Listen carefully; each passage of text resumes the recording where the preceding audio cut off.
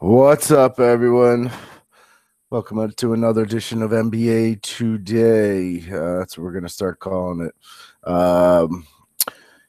It is about 1 o'clock on Saturday. It's myself, FuegoSteve, joined by JaguarLou here at Scout DFS. Thinking about maybe making this one free for people to get a little taste of what me and Lou do. I'll debate. I'll think about it. We might put a free one out here now or there just to get a little teasers of what the people are missing. So what's going on today, Lou? How you doing? Yeah, I'm hanging in there, Fuego. I'm excited for this 7-game slate. Last opportunity to grab that ticket into the mega qualifier, which I'm really trying to do.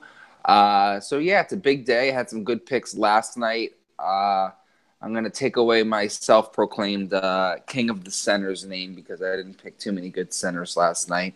But I think me and Drummond, you, he did between the well. two, yeah, Drummond was fine. I was confident in him, but I was really on Nurkic. I And was you overexposed to Nurkic. Well, and you could also cancel it out by saying you said don't play Greg Monroe as a trap, so that was a good call. Well, I knew that was a trap. He was I've 60 seen to Greg 70% owned, man. 60 to 70% owned. yeah, in my satellite, he was like 80% owned. It was crazy. And it was such an easy hedge to Alex Lynn. Yeah. Um, I you wish know, I would have, I man. Damn it. Yeah, I ended up throwing Valentine. I don't know why I thought the Lou Williams Austin Rivers thing would be so like hedgeable. I threw two lineups in the satellite for the Mega Q. They did well. Like I came 13th and 14th, I think. But it's like that Mitchell play was obvious for me. Nurkic should have been obvious. But we have a chance to go back to the well tonight. Or when you say go back to the well, it means that they did good originally. But Nurkic goes back up against what's it called tonight? The Nets, or not the Nets? Sacramento. I'm sorry. Sacramento is really bad against the center, so we'll see how Didn't they these just play? they're going up again. I But think. they're back to back against the same team? Yeah, and let me see if it's in the same. It's in Portland tonight. Where was it last night? It was at Sacramento. Interesting. Yeah, You so know, it's it's in funny. I had Portland. read So about some of yeah. that stuff actually, and that how they might do that. And someone was, I had even read a thing about trying to do, like when they're far away, to do a couple games in the same city. But anyway, yeah, I don't know if I can go back there tonight, but we'll talk about that when we get to center. He's been a disappointment. I do want to say that we have been pretty on in our articles, in our podcasts, in answering questions in chat. We've been pretty spot on. So I want to start seeing some screenshots from you guys. I guess some people don't like the wife to see it, but that's all right. Don't worry about it. If you win a real big one, just DM us and I'll know. But otherwise, hit us with some. If you win a real big one, get a new wife, a better looking wife. There's the answer right there. That's it right. all works out. New life, new wife. There you go. Let's start at point guard. You could pay up for Lillard, though. I don't think I'm going to do it. He's one of those guys I wouldn't fault people for doing it. That's the highest. Him and Curry, pretty similar ceilings at point guard. So I'm not going to fault someone for doing it, but it's not my favorite play tonight. Then you got Curry at 9,000. Those are your top two. Then you drop down to Irving, who I like again. Kemba Walker, who's now listed as questionable. He was probable, then he was downgraded to questionable. So I really got to keep an eye on that because I do like Walker against the Clippers, but big deal if he's questionable. I like some of the mid-range guys again, the Dennis Schroeders, Dennis Smith Jr., Eric Bledsoe. He's in a real good spot going against Dennis Schroeder. We talked about that yesterday on the podcast and how Dallas is some of the worst DVPs versus point guards. So Eric Bledsoe's in a good spot at 66, and I like Elf Payton at 66 as well. I could see me playing both of them and only spending 13-2 total at point guard. But there's another guy I like all the way down at the bottom, Mario Chalmers, 3,900. He's filling in for the injured Mike Conley, who's out for a little bit. Places to go if you don't want to pay up for Lillard or Curry tonight. How you attacking point guard today? Yeah, I think you hit it a lot of it on the head. So I do like Elfrid Payton. I love that play. I love the play you mentioned. Eric Bledsoe, he's in a great matchup against Dennis Smith Jr. His role in that offense has been a little bit topsy-turvy, more on the turvy side. Like he hit the 47-point mark in his last game. It seems like when he has good matchups, he does well. When he has bad matchups, he does bad. But then Lonzo Ball kind of messed him up. But he's starting to get confident with that team. So that 47-point ceiling last night makes me feel good about Eric Bledsoe again tonight. And just to touch on that, he's still 6,600. If he starts to put up these 40-point games, or at least even if he starts putting up the 30-point games, his price is going to go back to closer to what it was the original year, like 7,500 or even up to 8,000 like it was last year at times. So he's still a good price. But go ahead. Yeah, so Ricky Rubio is probable. We just got that notification right when we went live. Correct.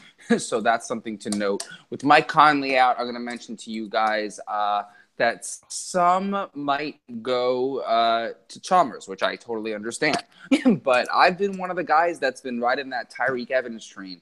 And he is a monster. I mean, I know it's a different price range and it's a different position, but Tyreke Evans runs that second unit, and you could see him go from 9 points or 5 points to 20 points. Like it's unbelievable. He makes these jumps. He gets steal bucket, and it's like he really runs that second offense. So in terms of the Memphis game, I would rather exposure to Tyreke Evans than I would to Mario Chalmers. With that said, Chalmers is a viable punt play. I wouldn't even call him value at this point. Like, yeah, he's more of a punt, but with a little upside. You know, didn't all you guys take him the other day, and he had 1 point in the first half or something?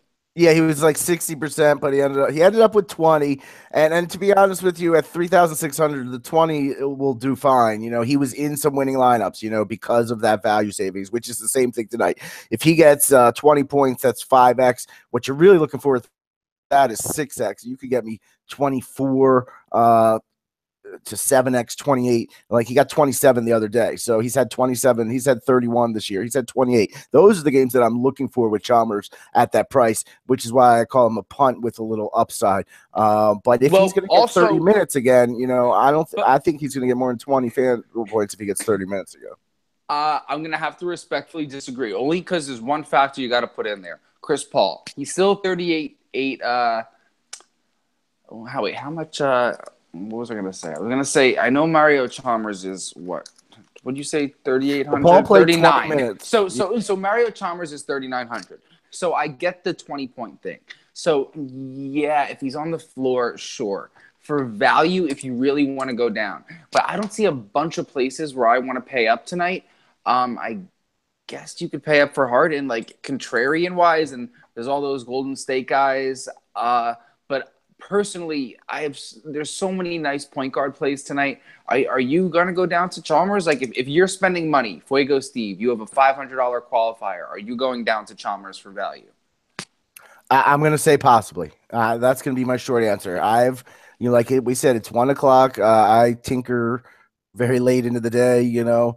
But yes, I could see me doing that if I decide that, let's say, looking at the freak, I want to get him in, and excuse my French, but what if you want to get Joel Embiid, who's 11,000 tonight? What if you want to get Kevin Durant? I could see, and I also could see doing it because the point guard position isn't staring me in the face like I have to pay up either. Curry going against Philly is fine, you know, no problem. Like I mentioned, Lillard at 95 going against Sacramento, but he's not my favorite play. So if I was staring at Lillard and Curry and saying I really wanted to get one of these guys or both in, that might be different. But you know, it's only a 7-game slate, so yes, I could see me. The short answer would be yes. I could see me going Chalmers. And there's something to say chalk the other night, and I mentioned he was in the winning lineup. He could be chalk again and be in winning lineup. So there's two ways to look at this. And the pure GPP players, fade the chalk players, are going to say, you don't play him, he's chalk, yada, yada, yada. But you have to look at the winning lineups, and lots of times, because of the price savings, right? Because he's only 3,900, it allows you to do other things, which makes the rest of your lineup better. And if he only gets 20, like that, really, I wouldn't say is a huge bust. Let's say he gets 20. That with the rest of your lineup, you end up being the winner because he was chalk. You know what I'm saying? Because all those people owned him, it worked out. So it's a very fine line, and I get it. If you don't want to play him because he's going to be chalk, I totally get that. I'm 100% behind that. And but I get it that if you want to, get a point guard, I mean, I see him, let's say, projected at 23 points with a ceiling of 37 is what I'm looking at. Well, if you were going to tell me he's going to hit his projection of 23, which is 5 to 6x, I would say, hey, go for it. So that's how I look at that. Just so everyone understands, the logic there is in GPPs, you're not only worrying about what your lineup does, but you're also worrying about what other players do. You know what I mean? Like in the single entry, 5-person leagues, you don't have to worry about every player on the slate. But if I choose not to play a Tanakumbo tonight, throughout the night, not if I'm playing GPP, not only am I rooting for my players, but for GPP, you're rooting against every other player, and even in the larger leagues. I want to interrupt. I have to make a comment. I was watching last night, and it was a backup player who takes a shot, and I go, miss it. And it's because I hate when those guys, they have this no-name player, a 1%er, and he starts going off. So I'm rooting for everyone to miss if he's not on my team. But go ahead. Yeah, it's just, you have to know, like, the different types. Like, everyone should understand, I think, the difference between GPP and cash. And although, the point totals are getting eerily similar these days, and when I say that, I mean, like, winning a cash game is becoming just as hard sometimes than it is to place in GPP. Just know the difference, because Fuego's right. Like, if you pay down for Chalmers, like, and that allows you to get a Tanakumpo, like, last night I had massive exposure to LeBron James, so I had to pay down in places. And one of those places I paid down was Ingles, and he ended up having a good game. So I relatively did. I should have done a little better. A couple of my higher end picks were bad, but like Porzingis and stuff like that. But so it didn't work out. But me going down to Ingles and getting up to LeBron James was the best thing I could have done, just simply because of the margins. Like, you have to realize that an elite player is getting 60 to 80 points, 80 on the best night. And if you're Joel Embiid, 93 because you're a freak of nature. But, like, most of the time, like, your ceiling on FanDuel is, like, 70 to 80 with the most elite players. That margin between the best game a mid-range player has is so much larger than the margin between a horrible player like Chalmers that's going up against Chris Paul and a medium-range player that you're going to pay up for, like Dragic some nights, So it's very important to understand where, like, there's good plays and then there's going down to someone to create a better play. Yep, great point. And that's it. It's really, you're doing that. The other night when I won that one with Iguodala, I straight up said in my write-up, you're not getting more than 20 points, but it allows me to get guys who got 60 points. So that's what you have to look at exactly, and overall, that's why I mentioned overall lineup production, not just the best play at every position. Right, exactly. And that's why I see this all the time, and I kick myself sometimes. And that's why I said the good chalk, because, like, Original Gangster Anubi yesterday, he was popular as well, because he was starting and it was only 33 or 3,200, and it allowed you to get LeBron James. It allowed you to get Blake Griffin. It allowed you to do those things. So I see it sometimes, and you'll see it now. You're not going to see it in the $4 clutch with 110,000. You normally need the nuts to win that thing, but if you're in a normal GPP or 10,000 people or less, you'll see winning lineups with a 17 in there. When I qualified last year, I think for the championships, I still put up like 370 some points with a 17 because it allows you to get the guys that are going to put the 60 points or the 93, as in the case of Embiid, who jumped from 9,300 or 97 to 11,000. We'll talk about that in a second. Wrapping up point guard. Tell us about some other point guards that you might get back to point guard, because I remember when I used to listen to Roto Grinders, I used to get upset when they used to talk. So we'll stop talking and we'll just we'll just like spit out money out of our mouths. All right. Okay, so my question to you is, Kemba Walker, let's say he's out tonight because he was downgraded. Do you go down to Michael Carter-Williams, which is currently the backup? No, is he? Yeah, I mean, he doesn't. He's not even listed as a point guard on FanDuel. No, he is listed as a point guard on FanDuel. Oh, he is? But he's not a part of the team. Hold on. So I would say stay away from this backup point guard situation on FanDuel for sure. I don't think. I mean, I know Michael Carter-Williams is talented. I don't think, from what I see, he's a part of. He made his season debut Sunday in Minnesota. That was on the 6th.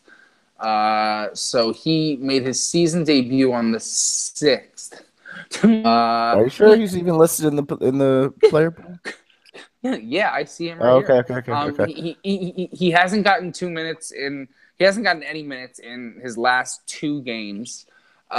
So the question is, if Kemba Walker's out, do they play? They'll probably tell you. The coach will probably tell you in this situation. But if they rule Kemba Walker out, Carter-Williams is a viable punt. I wouldn't call him a value. I'd call him a punt. But he's a punt that if they start him and he ends up playing well against a position that Thornwell has been allowing a lot of points, unless Patrick Beverley is back. But Thornwell is currently the starter. It says Malik Monk could also move into the start. Yeah, but Malik Monk is a I was going to mention Malik Monk when we get there, but he's on shooting guard on FanDuel. He's 3,700. Right, I'm saying that he can move into the starting point guard spot. Yeah, he already gets minutes as it is. Although over the past two games, I don't know what's going on, but he had 9 minutes and 8 minutes, and Carter-Williams didn't play. Maybe they went big against Cleveland and Chicago. But yeah, Malik Monk obviously has the potential to benefit from Kemba Walker not playing. I don't think Lamb benefits. I think, if anything, Batum becomes a safer play right off the bat. But my favorite play is at point guard. My favorite play is Elfrid Payton. Let me just make that clear. Elfrid Payton's in a great spot today. I liked him better when he was going up against what I thought was a backup point guard in Utah, but I'm not afraid of Ricky Rubio anyway. Elfrid Payton is 6,600, and he has ceilings that are out of this world. You might not be able to see them currently on the game logs page on FanDuel because he's been injured. And how about Dennis Schroeder at 73? I have no problem with Dennis Schroeder. I love him. He's a very offensive player. I will be targeting him with Bledsoe. Last night you mentioned that worked out for, I think, a while. You said to target. I said to play Teague. You said I have no problem going Teague and Dennis Smith. It worked out for a while, but then they started getting blown out. So then it stopped working out because he only got 20 points. But I think he's in a good bounce back spot for sure. He did also get, like, the last time he played Minnesota, he got 20 points too. But you were right on point because he did have 20 points going into the half or something, and then he slowed down. But he played Minnesota on the 4th, and he got the same amount of time and output. So I'm not surprised at that. But then he bounced back the next day with a 44-point game against Washington. He's in a nice matchup against Bledsoe. I have no problem rostering Dennis Smith Jr. I actually kind of like the Elfrid Payton, Dennis Smith Jr. combination better because it might be lower owned. And also considering Dennis Smith Jr. had his bad game his last game, they rested him 27 minutes, obviously got him out of the game early, and he should be back to his 30 to 33 minute run. And I see him having a high floor, and I can even see a ceiling. I mean, he had that 48-point game the other day, and I think he's coming into his own as a pro. So, fire me up some Dennis Smith Jr. at 6,900. And then if you want to do a hedge lineup, throw not Alfred Payton. Because I'm locking in Alfred Payton in all my lineups, basically.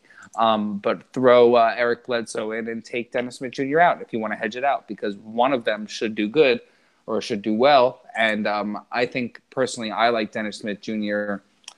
for safety maybe and a little bit of an upside. I think Bledsoe has like the higher upside. Like I think Bledsoe could hit like a 50-point game. Yeah. And those are the point I do guards like that I like. Schroeder, Smith, Bledsoe, Payton. I might mix in Mario Chalmers. I could go up to Lillard if I wanted to be different, just like if I'm not squeezing in any other else. But those are the guys. Kemba Walker, I want to find out. He's actually not a horrible play if he plays Kyrie Irving versus Atlanta. I don't hate it. But this is the range I think I prefer, the 73 to 66 range, because it allows you to do some other stuff in the lineup. So that's probably where I'm aiming at tonight. Again, maybe with some Chalmers mixed in. At shooting guard, we do have Harden versus Memphis. They're pretty decent against the shooting guard, but the guy you always like the guy going against Harden, which is Tyreke Evans, who's the second most at 7,400, who I do like quite a bit. He's been really, really playing well. 45, 37, 41, 40, 32 his last five, no less than 32 and up to 45 points.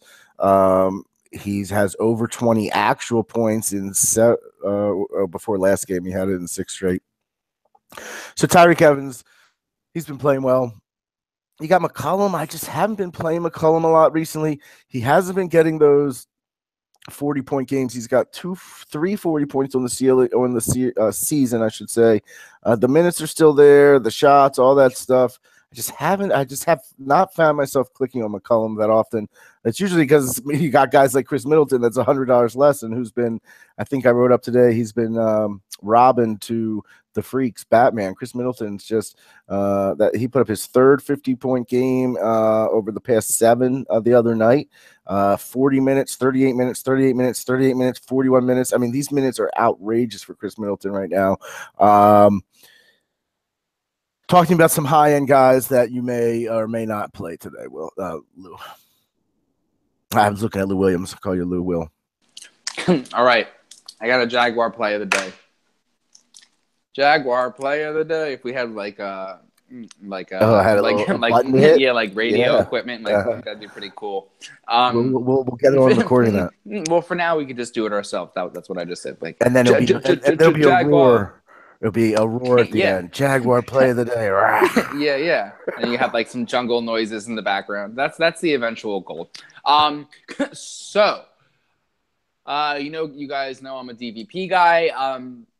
The 76ers allow the most points in the league for season average at 57.3 fantasy points allowed to opposing shooting guards. Choking over here. Over their last 5, though, allowed 65.4 points, which is 8 points higher. Points to be exact. And then over their last 10, they've allowed 65.7. These are the kind of numbers that me and Fuego tell you are out of the normal realm of numbers. The only other number I see that's that big of a jump, and the thing is the 76ers are already allowing the most points to opposing shooting guards, and now they jump up even more, just like putting the bar even higher, which is kind of logical in terms of how their lineup has been going. Because I've been monitoring the DVPs, and whenever JJ Redick comes back into the lineup, it's normally just mismatches all over the place. Earlier in the season, who was hurt? Sometimes when they rotate the lineup, the DVPs are different, but I think the key aspect here is JJ Redick. And Klay Thompson is in a great spot tonight, in my opinion. I think that if JJ, I'm going to check the fantasy labs right now. If they're expecting to JJ Redick to guard, I think that someone's like sorely mistaken. I was wrong about Memphis, by the way. The last 5, they've allowed 62 points to the shooting guard, so that bodes well for Harden. Yeah. Wait, where's hold on one sec. But yeah, so I like Klay Thompson going up against Philly at 6,700. Yeah, I think he's got a nice floor tonight and a very nice ceiling. Despite his game logs, he has a couple of really mediocre game logs at 29, 25, 27 over his last three. He's on the court. And one of those games is against Philly. You'll see 3 games ago on the 11th. But I do think he bounces back here and at a really nice price. He's a good play at 6,700. But my favorite play is 7,400 Tyreek Evans. I've been playing Tyreek Evans all month.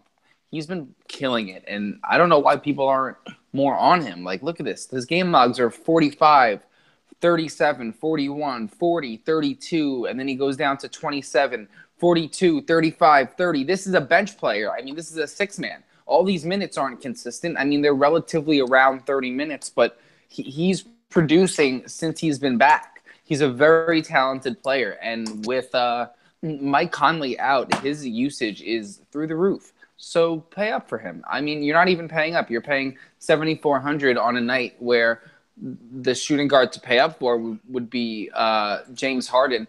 And Memphis has a good defense. He played Memphis last week, on the 11th, like I mentioned. Harden played 37 minutes. He had 54 points, but, you had to pay up for it.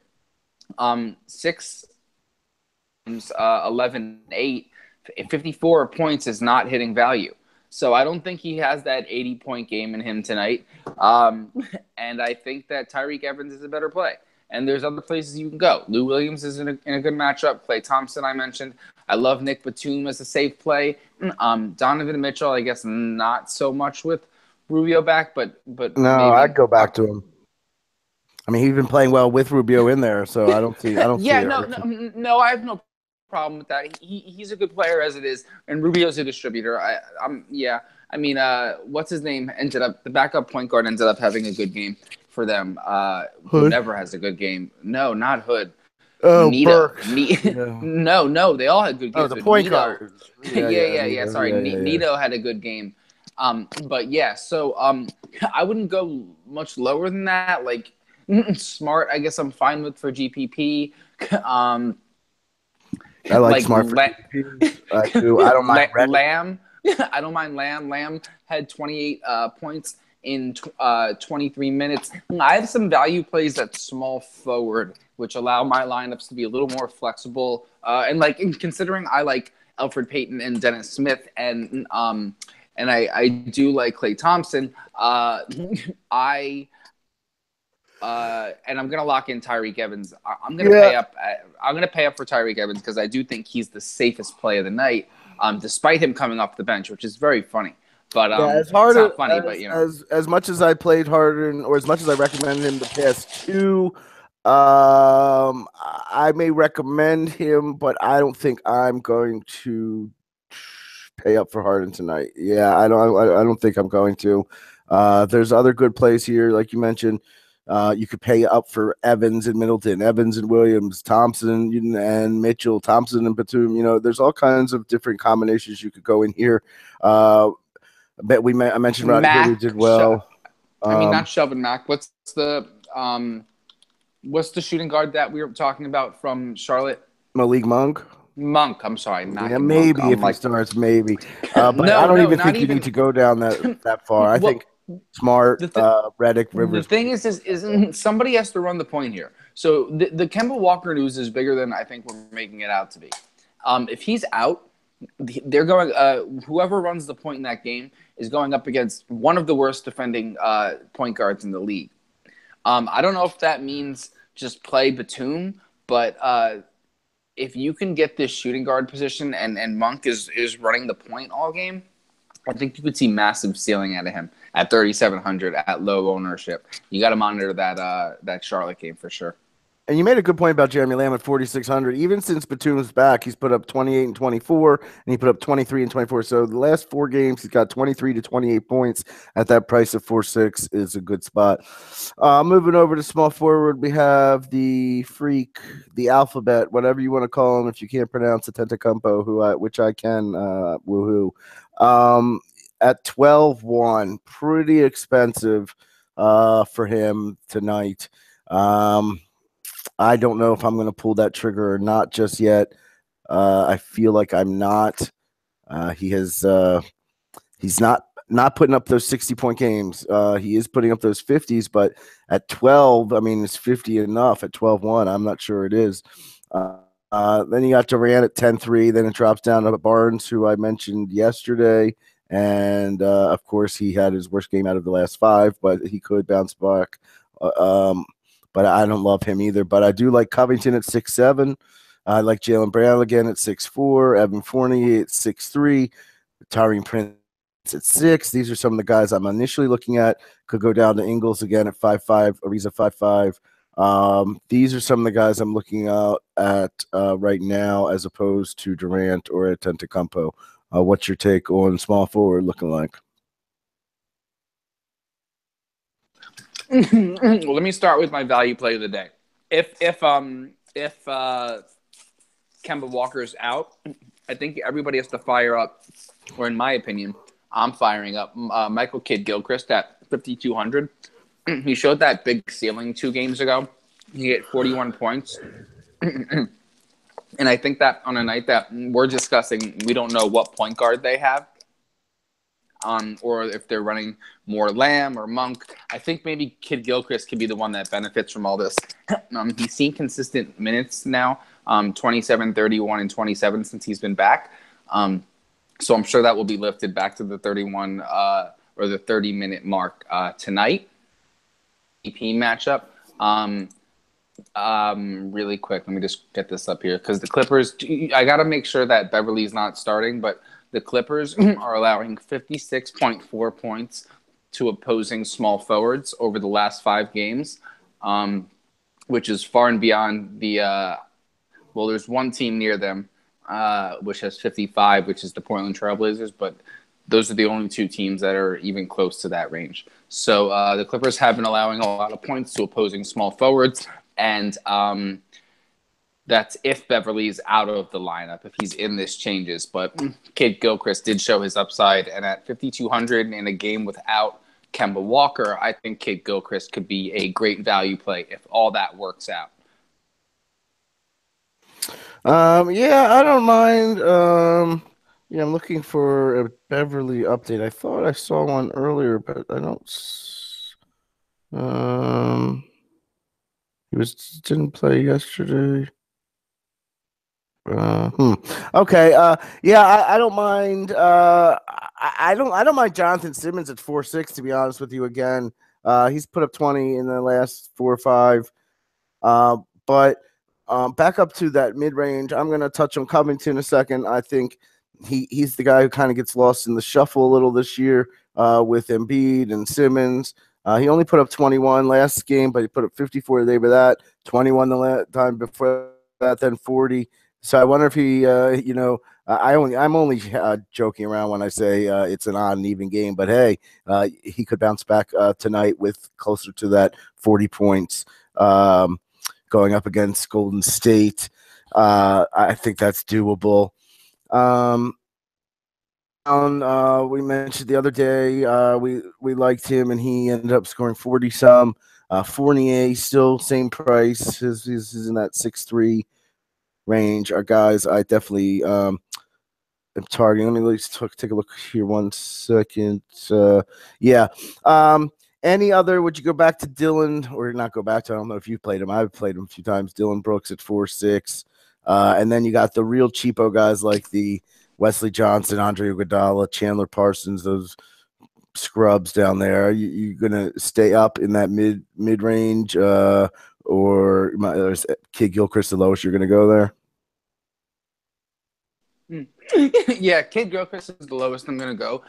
I guess my safest play would be like a Robert Covington at 6,700. I know he hasn't been playing too well, and he had a real stink. Well, he had a 54. Did you see my rant? Yeah, obviously No. we're paying attention. No, I was. I'm sorry. I might have zoned out for a sec, but I said he's gone every other the past few 21, 50, 21, 40 something. Oh, whenever I hear you talking about going every other, you're always talking about Tobias Harris. But, but either way, I don't believe in that stuff. But either way, I said I didn't. That was what I prefaced it with. I said I was joking when I say that. I know. But the 54-point ceiling is nice. But I was on him against the Lakers, I'm not going to lie, and he really disappointed me. But he is on the court in a high-scoring game, and I think you could pair him up with Embiid. Do you think that's a good pair-up? I mean, I would play him. You can play Simmons or him with Embiid. It doesn't have a negative correlation that I've seen yet. I think that Covington's a safer play, and he had his bad game last game, so maybe he rebounds here. I know you said that, but that's it. I think Covington and Brown are viable plays, and I wouldn't pay up for Antetokounmpo personally, nor would I pay for Durant, especially if you're paying for Covington. I like this Kid Gilchrist play, but only if Kemba's out. If Kemba's in, then you obviously can't play Kid Gilchrist. And in that case, I think you could play a little bit of a Kemba. Maybe you could do a stack with Kemba and let me see. Would you do? See, like this is big news. This isn't the Patrick Beverley situation affects this game greatly. So if just so everyone knows, if Kemba's in, I'm wrong about. I'm getting off Kid Gilchrist, Batum, and Monk, which are guys I've made it pretty clear that I like, and I'm probably just going to do a Kemba Walker stack with Dwight Howard, maybe. Right. Yeah. Kemba's definitely, like I said, and like you just said, is in play if he plays, and these other guys are not. Like these are why you got to keep pay attention to the news, and that's why we like to bring in this podcast and not just short little articles. Here we can actually, besides having a little extra fun today, we can actually get our thoughts out, and you guys can listen and take it in and understand how we're thinking that day and how we're attacking each slate. Remember, each slate is different, so we can express our thoughts on how we're attacking the slate today and tell you guys that are plays that are good. In our write up, I try to get specific when I can, but sometimes it's tough, to get out all my thoughts there, because I could say I like a guy, but just because the way I'm constructing my lineup, he ends up not being in a lineup. And you'll see this sometimes where I got a nice little note from someone. I can't remember his name. So shout out to the mystery guy who sent me the tweet, who told, he appreciated that I play the guys that I tout. And you'll see that sometimes. You've seen touts at other sites get in trouble for posting a winning screenshot and they weren't touting players in their lineup. And sometimes that's hard because, like I said, I could list, several guys each position because I want people to learn how to make the decisions themselves. But then that guy just doesn't end up in my lineup due to roster construction. So that's what's good. That's when you listen to the podcast. I hope we got some. Well, Fuego, the thing about that, which is kind of, interesting, is people say that, but, I was on a lot of guys that, we mentioned a lot of guys throughout our podcast, but my lineup construction was thrown for a twist last night when is his name Denzel Valentine from Chicago started. So I was prioritizing all these mid-range guys, and I can talk about them all day, but the minute I see a play like Valentine that I loved, from the minute I saw he was starting, for value, for upside, I think he ended up having like 39 points or something. He kind of stalled in the second half. But once you see that happen, your plays don't change, but your lineup construction changes. So then you have all these other options of guys you didn't think about before. So, sometimes of guys that accuse us of not playing our plays, you have to monitor lock. Like, that's the most important thing out there. Especially NBA. NFL, a little less. It's harder to explain it away when you have all week to make the decisions. But NBA for sure, because like you just said, we get news that comes out like the other day with the whole Greg Monroe thing. If that news was announced the day that he went off, that he was starting 10 minutes before lock, he would have been 60% owned. Well, maybe not, and maybe the guys who were paying attention, would have been able to get him in their lineups and get him at a low percentage. But yes, it changes everything, and things, and news is very, very important in the NBA. Hey, I'm gonna talk. Well, I'll wait till center until I ask that question.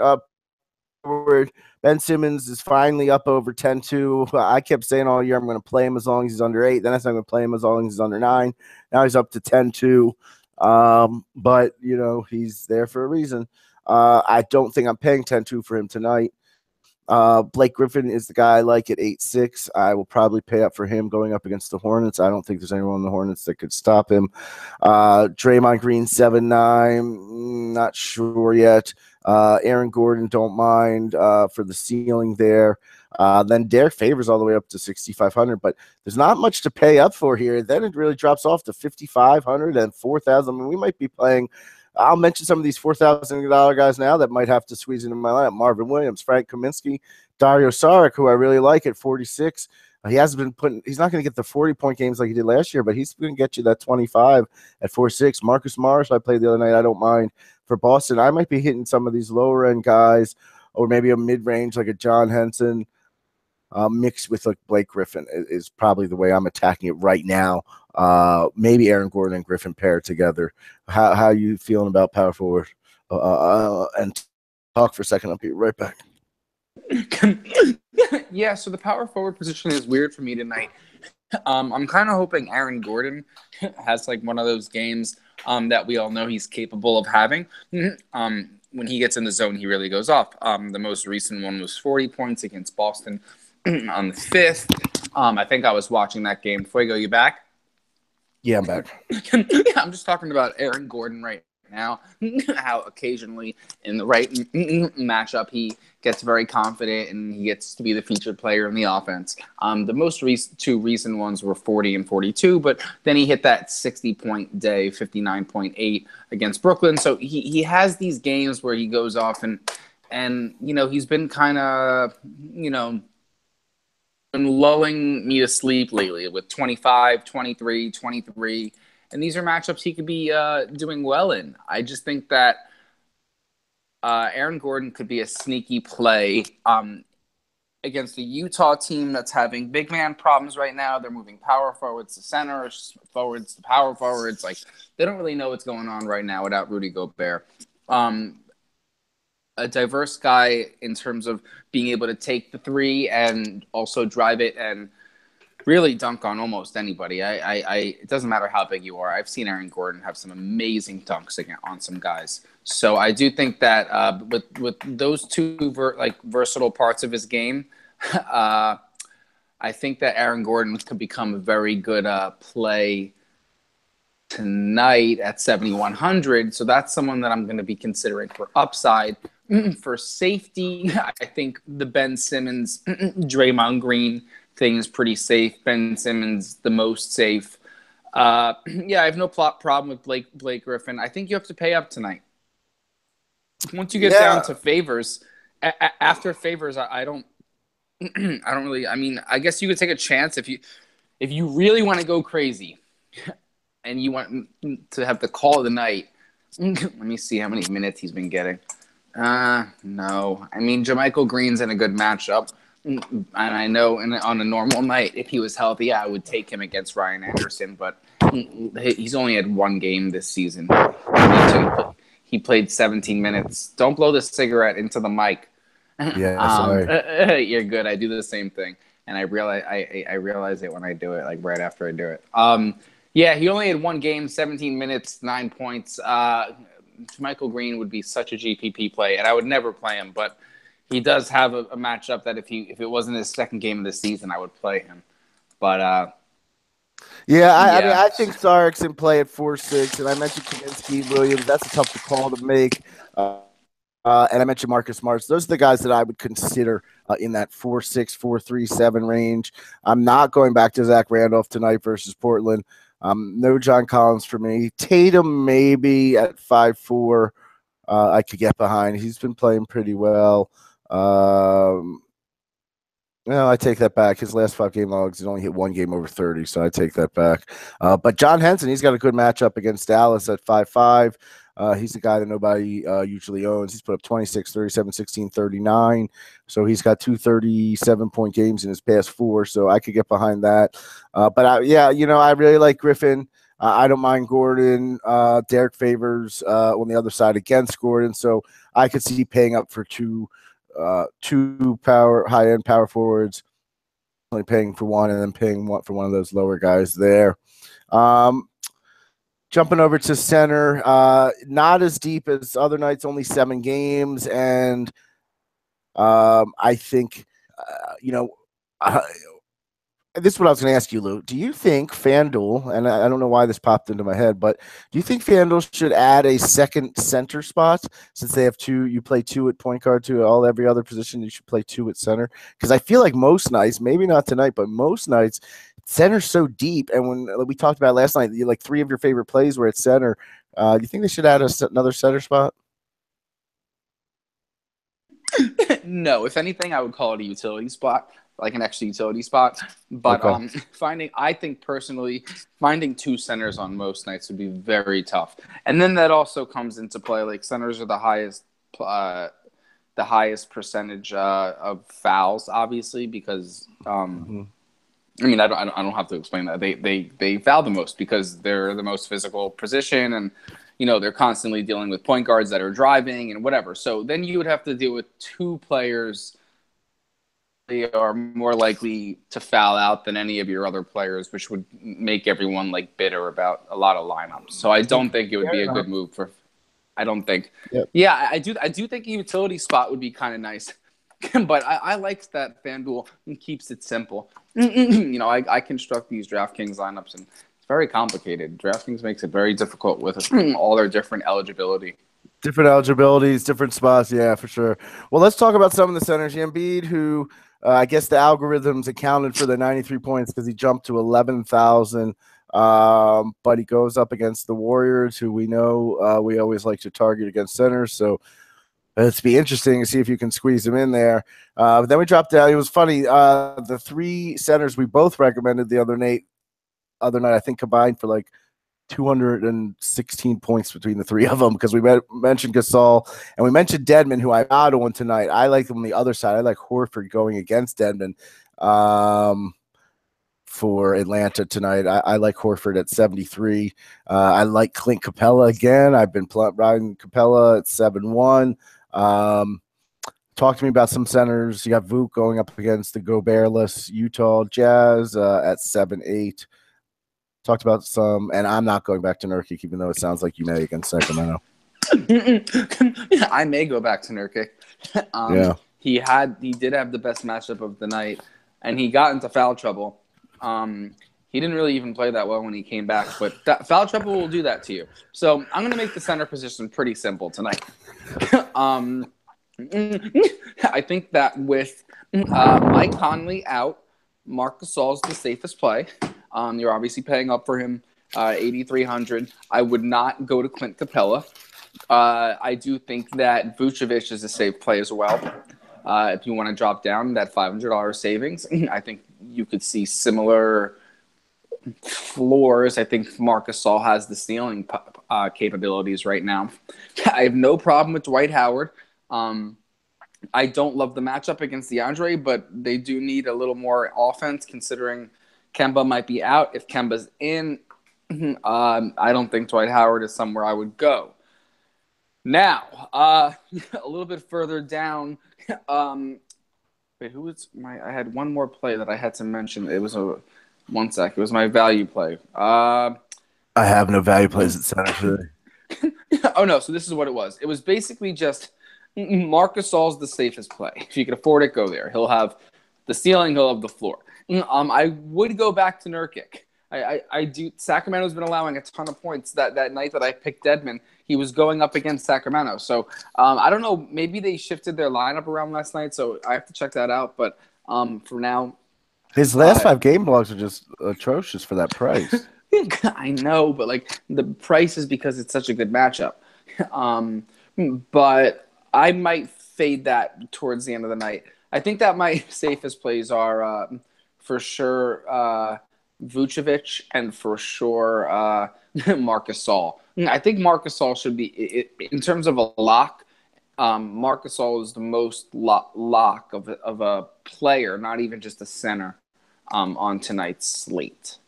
Yeah, I very narrow choices tonight at center. Like, I don't know if I'm going Embiid, though I can't rule him out, but I doubt I am. So if I don't, that gets rid of him. Gasol and Vuk I like. I don't like Nurkic or Howard, and then I like the next three: Horford, Jordan, Capella. So it's Gasol, Vukovic, Horford, Jordan, Capella for me, with Embiid quite on the fence for me. I'm going to pay up somewhere, but I can't. I don't know if it's going to be Embiid or not, or maybe I go balance. Let's see. We have the Freak, Harden, Embiid, Durant, and Simmons are the 5 over 10,000.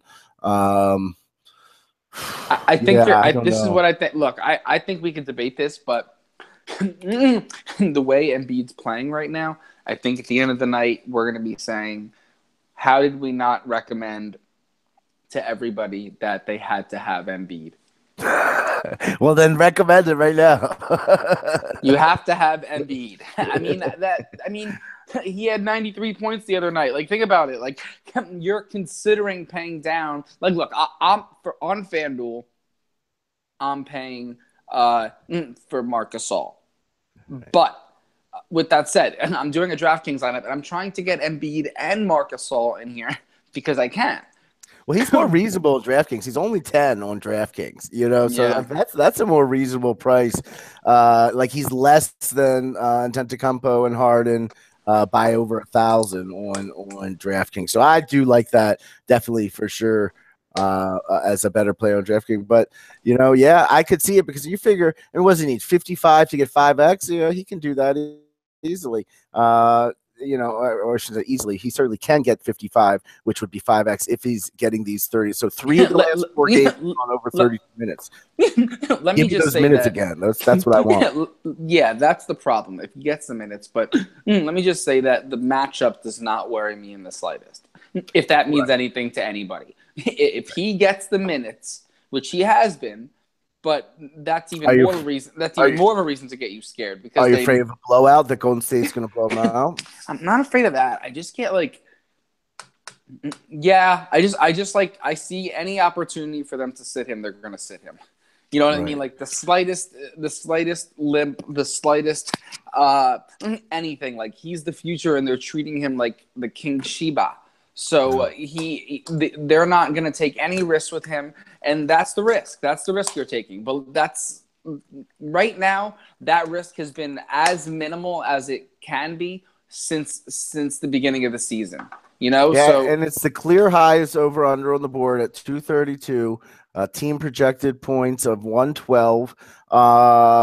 So this is the game. Then it drops down to a 213 in the Houston-Memphis game, and both these have a spread of 8, which doesn't worry me too much. Then 213, 209, 205. So it really starts to drop off after this Philly-Golden State game, which I think a lot of people are going to have exposure to. Do we need to make sure we have exposure to this game? I faded the Warriors the other night. It worked out. I'm not sure I can do it again. Maybe I have to go Curry tonight. Maybe I have to go Durant.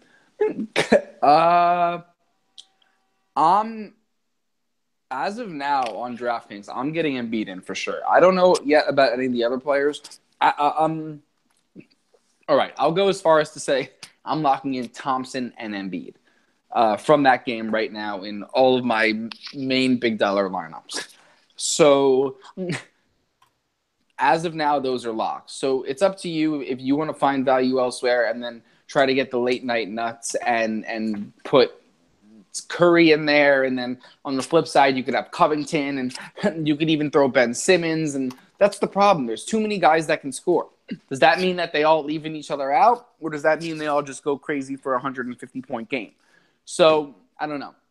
And the thing is Philly, I think, has been playing pretty good defense. I think, right? Or in certain positions they're allowing points, but they're not as the worst defensive team in the league like they've known to be in the past years. And I think Golden State is playing relatively okay defense as well too.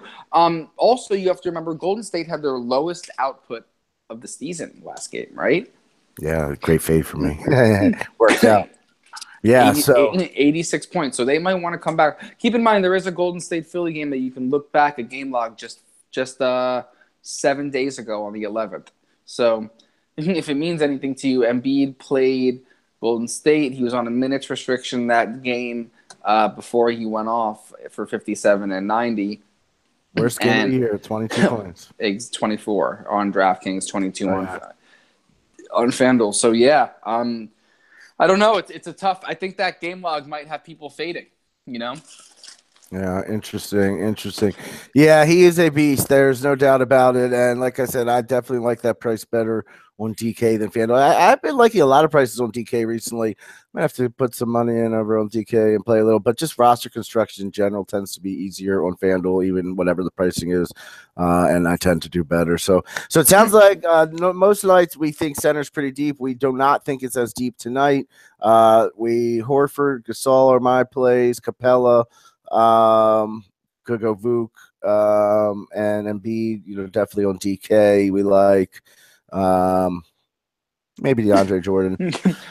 Anybody else or players you wanted to touch on before we wrap it up? No, FanDuel, I'm locked in Marc Gasol.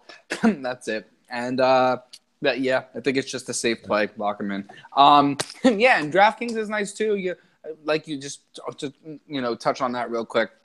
DraftKings has upside normally, so if you want to throw in a $95 lineup tonight, you can go try to get a ticket to the mega qualifier, which is what I normally do. And also, DraftKings has a great qualifier. Who doesn't want to spend a weekend with 12 nerds over in San Antonio? I really don't understand why they're picking these places. Like, I understand San Antonio is a nice place, but I don't want to go to Texas right now. I literally would have to you with these live finals, you could send a representative for yourself. Somebody has to go, but you don't physically have to be there. And you can set your lineup from home. It doesn't really matter. And it's only 25,000 to the winner. Yeah, I would tell someone hey man, I'll give you a free trip. None of my friends would even do that for me. They'd be like, dude, I don't want to go to San Antonio for 4 days to sit in a room with 12 sports nerds. Well, the allure is you can call yourself another live finalist. So there you go. Yeah, I know. A 4-time live finalist if you qualify. Yeah, but come on, man. Unless you're getting me unless I can play a one-on-one game with LaMarcus Aldridge down there, I'm going to be disappointed. All right. Well, we'll see if we can call in the Admiral come out of retirement. David Robinson will come down and shoot some hoops with you. I want Kyrie Irving to have his first one-on-one game since the injury. I'm sorry, not Kyrie Irving, Kawhi Leonard. I want Kawhi Leonard to have his first with me since the injury. And I want Popovich to stand there and watch. All right. If anyone from DraftKings is listening, please take notes. We appreciate it. Listen, we are your demographic, so this is what we want. All right. Well, we had a little fun episode today. A little smaller slate, so we could do a little more chit chat. But hopefully, this will be some good afternoon listening for you way out there raking the leaves or something on this fine fall day. Today is Saturday, the 18th. It is around 2. We're gonna wrap this up. I will try to be in chat later. I'm gonna put my article out here in an hour or so. Maybe wait a little bit till we get closer to log until we hear maybe some news, but it's pretty much done. So I'll get that out to you. So you'll have something to go off. And what else? We'll try to get in chat between 6 and 7 p.m. Just click on the NBA chat link. And give me your feedback on the chat. I've been debating if we tried something else or not. So, all right, for JaguarLou, I'm FuegoSteve. Good luck, everyone. Peace.